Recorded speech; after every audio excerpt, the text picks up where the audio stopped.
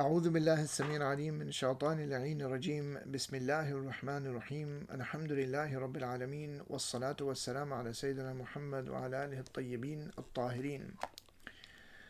The Reign of Quantity and the Signs of the Times by René Guénon, Sheikh Abdul Wahid Yahya rahimahullah, Chapter 18, Scientific Mythology and Popularization.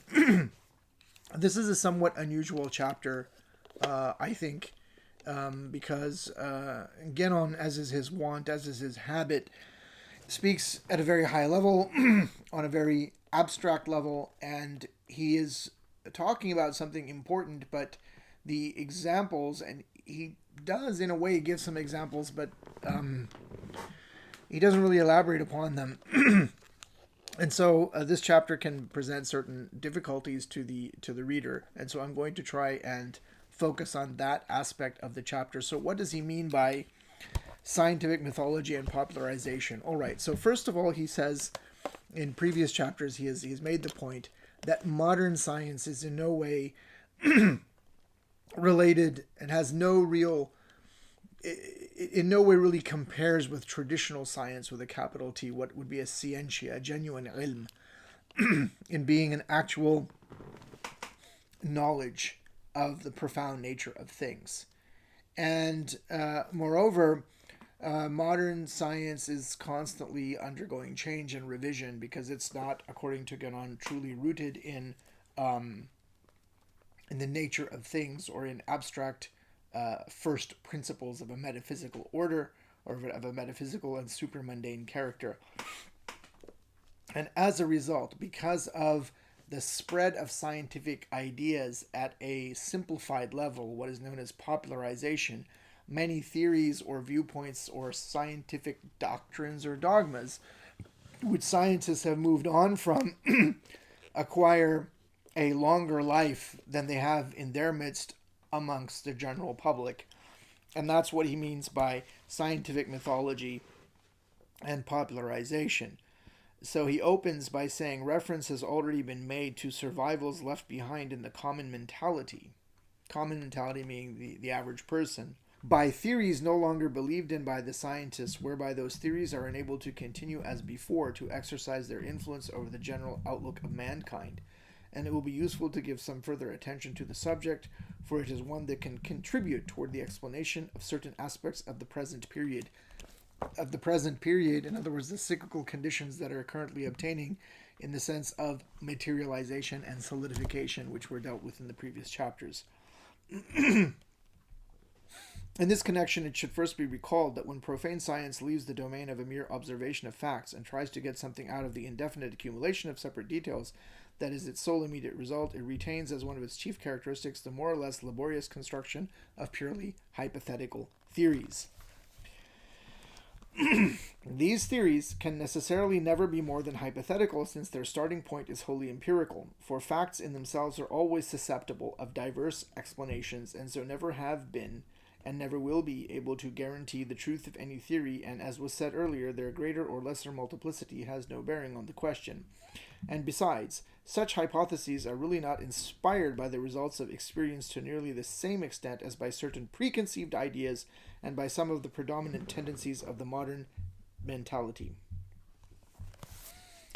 And he argues that these hypotheses are often, relatively speaking, quickly abandoned and then replaced by others, and that he claims that this is well known. So he goes on and on about this for a page or so until he talks about, does he actually give any examples? He doesn't really get to this until later, so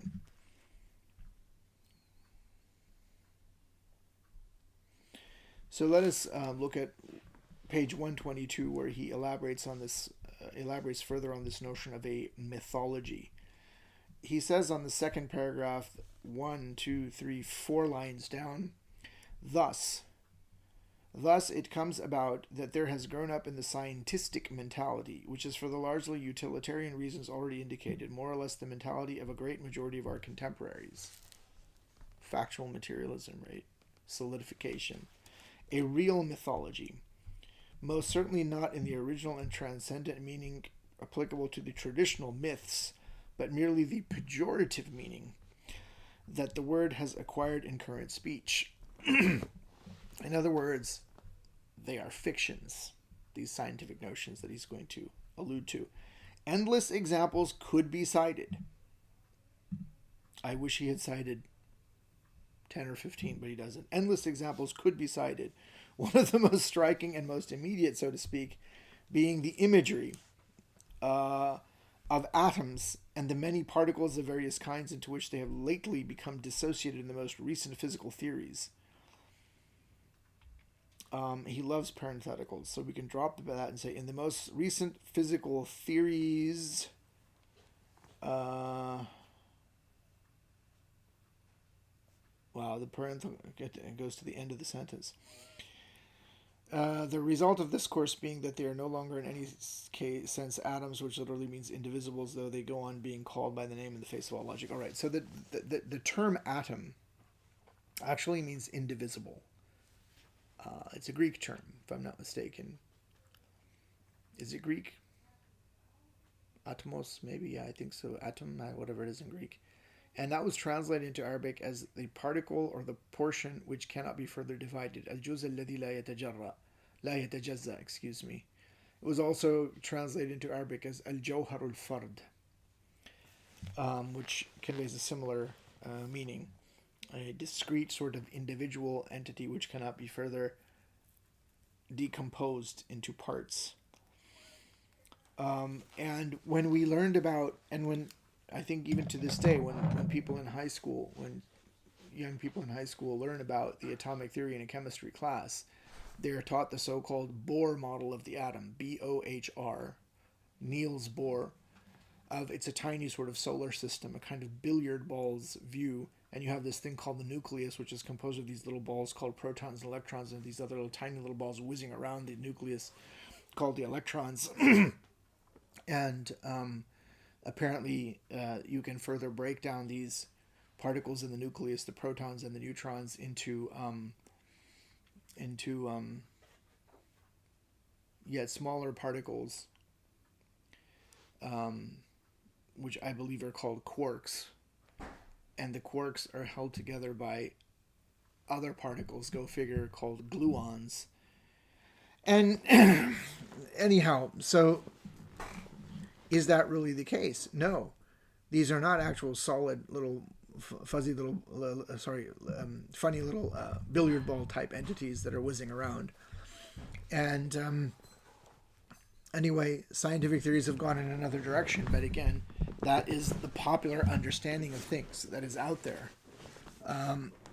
So that's one example of a mythology, scientific mythology as a result of popularization.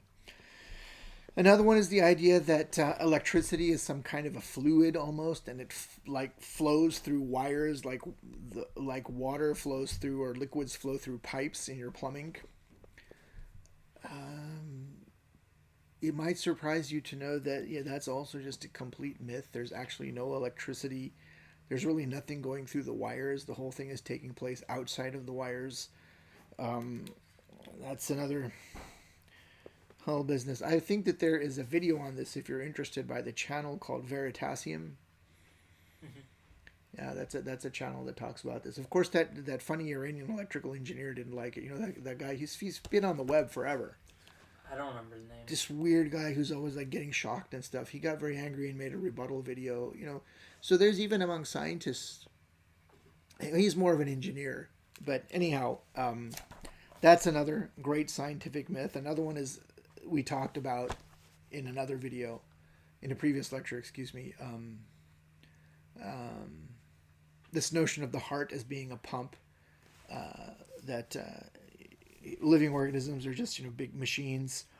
You could also talk about viruses, germ theory of disease, wave particle duality. There's all sorts of really myths. They're just sort of attempts that are in the form of hypotheses to understand certain physical phenomenon, and they're an interpretation oftentimes of mathematical equations, which themselves are a further abstraction. They're mathematical models, and the scientists take that mathematical model or abstraction to really, they reify it as though that is truly the phenomenon, and then there's some sort of adulterated, simplistic version of that that gets popularized and is out there in the popular imagination.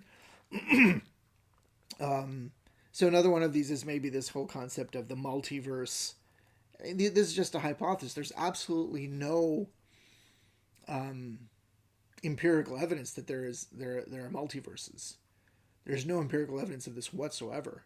This is just mathematical physicists playing with equations and coming up with abstractions, and then they'll write popular books about it because there's a whole market for this kind of thing, of popular science books, and then now videos. And one of the most notorious of these people, of course, is Neil deGrasse Tyson. And I suppose the most hilarious level that this has reached is that funny actor. We were talking about this yesterday. What's his name? Terrence Howard. Terrence Howard. Was that in the key of E? What was all that stuff? It's just complete. On the one hand, he's probably watched some videos about sacred geometry and Nikola Tesla and maybe the Thunderbolts Project channel, and then he's just sort of gone. But he's just butchering the whole thing. Yeah, it's terrible, and he starts bringing like musical keys into it and jazz. Oh Lord, go figure. So, in short, cutting through a lot of the French reflected in English verbiage, that's all he's really talking about. So you have some sort of scientific theories or hypotheses. Another one of these is like the phlogiston theory. You can Google this if you want. Yeah. Yeah. You know about that? Phlogiston. Yeah. So the people who are watching, it's PHLO GISTON. The phlogiston theory of these are all these hypotheses of these ethereal fluids. So again, it's just a kind of a hypothesis, an analogy that scientists are making with, I suppose, water, the most common fluid that everyone knows about, right? And they come up with some sort of mathematical abstractions to go with this, and then this becomes simplified, and then some sort of simplistic version, and you get popularization, and then you get the scientific mythology, because oftentimes they've moved on to the next sort of theory. So enough said, and as Guénon says, too much time must not be spent on this subject, for it would lend itself to an almost indefinite development. Since it leads too far afield from the main point at issue, it would, for instance, be easy to show that by reason of the survival of hypotheses, elements that really belong to different theories get superimposed and intermingled in such a way in popular notions that they sometimes form the most incongruous combinations. And in any case, the contemporary mentality is made up in such a way that it readily accepts the strangest contradictions. All right, so now he wants to move forward to another point, and that is, on page 123, the aspect of affairs to which attention will now be directed, this is about halfway down on page 123, is the quite particularly extravagant character assumed by the notions in question when they are carried over into a domain other than that to which they are originally intended to be applied.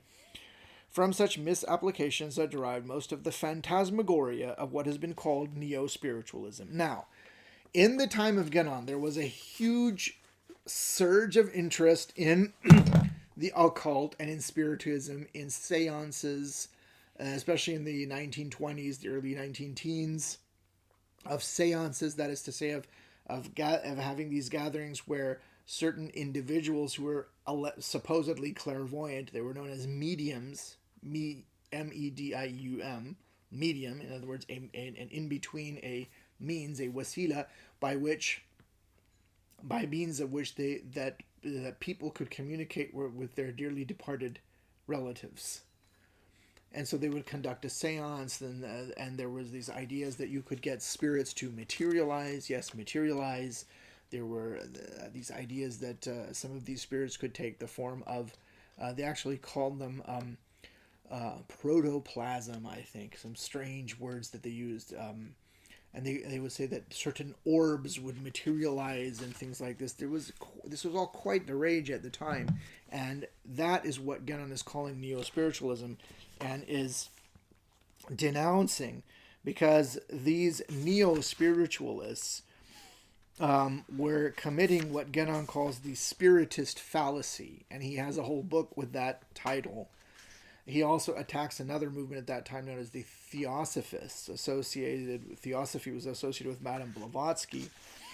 So he is against all of this because these guys are trying to explain spiritual truths and realities, such as the soul, the souls of departed people, what in Islam we would call jinns, what maybe in other traditions they might call fairies, or in Japan they call them, I forgot the word now. Is it kami? Anyhow, the spirit realm. And these are not material phenomenon. There was also a fascination with a generalization of geometry to higher dimensions. There was a kind of fascination with something called the fourth dimension. There was a man named Edwin Abbott who wrote a book about this, where they would say that we can visualize that there is a dimension, a fourth spatial dimension perpendicular to the three dimensions, and they would make an analogy with two-dimensional space, because we as three-dimensional beings, according to this idea, can understand two-dimensional space, and that if there were two-dimensional beings like a square, and Edwin Abbott wrote a book called Flatland, in which the main character was a character named A as an initial square. And so he's a square being, and if you're a three-dimensional being, you can look down, and you can actually look down at that sheet of paper, let's say, where you've drawn a square, and you can see the inside of the square. And so they would generalize this to, let's say there's a four-dimensional being. Well, then a four-dimensional being could see inside your body and reach inside and rip your heart out, and you wouldn't be able to do anything about it. In other words, they were coming up with these kind of material explanations for spiritual phenomenon, and this is what Genon is rejecting.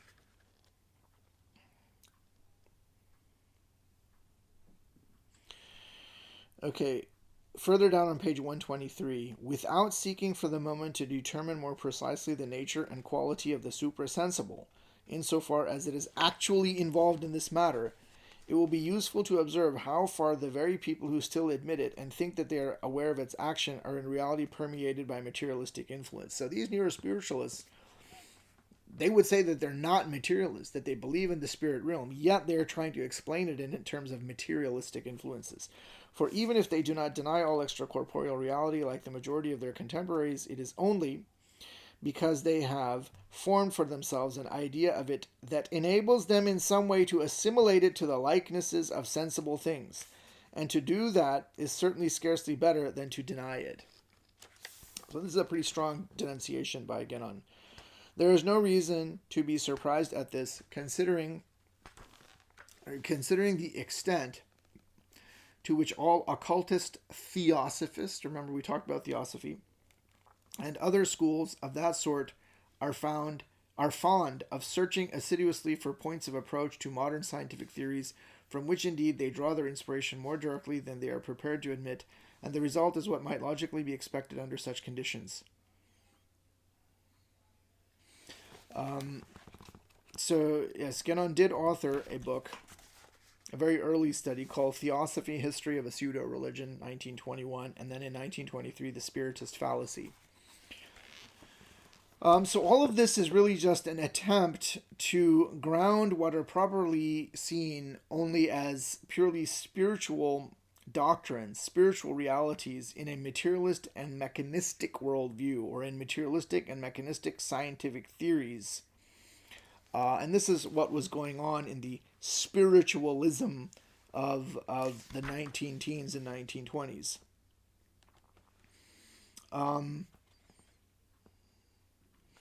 And he traces this back, or he identifies this with the emergence in, again, what he calls scientific mythology, when there was a fascination with various kinds of fluids. 124, or fluid views in the sense, or fluid analogies. He says, this state of affairs had its beginning at the time when the study and the control of certain psychic influences descended, if it may be expressed, into the profane domain. And this, in a certain sense, marks the beginning of the phase of dissolution, properly so called in the modern deviation. He identifies this as going as far back as the 18th century, and so that would be around the time of Descartes as well, wouldn't it?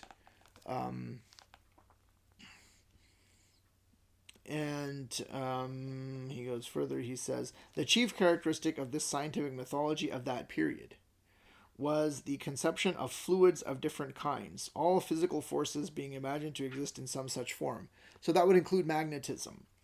That would include, in other words, what Genon is saying, that there's lots of phenomenon which are not really of a material nature, and there was an attempt to materialize them through the analogy or the hypothesis of them having some sort of a fluid nature. And so the fluidic conception, as he calls it, even after it was discarded by the scientists, survived in the common mentality in the form of popularization, and entered into this whole spiritualism mania. So with the discarding of the notion of these kind of ethereal fluids, we have in what he calls on page 125 near the bottom of the page, in the present day mythology, present day in his time, to some extent now as well, fluids have been replaced by waves and radiations. These last, in their turn, of course, effectively playing the part of fluids in the theories most recently invented to try and explain the action of certain subtle influences. So these subtle influences, these subtle what are ultimately truly, when he says subtle, subtle, he means these sort of spiritual realities cannot be reduced to a material dimension. Then towards the end of the chapter on page 126, he actually brings in what I already talked about, this notion of the fourth dimension. He calls it the delirium of the fourth dimension, almost at the bottom of the page of page number 126. So I don't want to spend any further time on this. These are just examples that he is giving, which were quite popular around the time he was writing this, of the dissemination of and popularization of certain scientific, what he calls myths or hypotheses, which ultimately are discarded and replaced by yet further myths that contributes to the materialization, or which contributes to, which contributes to the dissemination and further strengthening of a materialistic conception of things. And it is thus that this scientific mythology and popularization is part and parcel of the cyclical conditions that we find ourselves in the modern period. And it is in this sense that this is another instance of the solidification of the world. We'll leave it at that. Thank you for watching.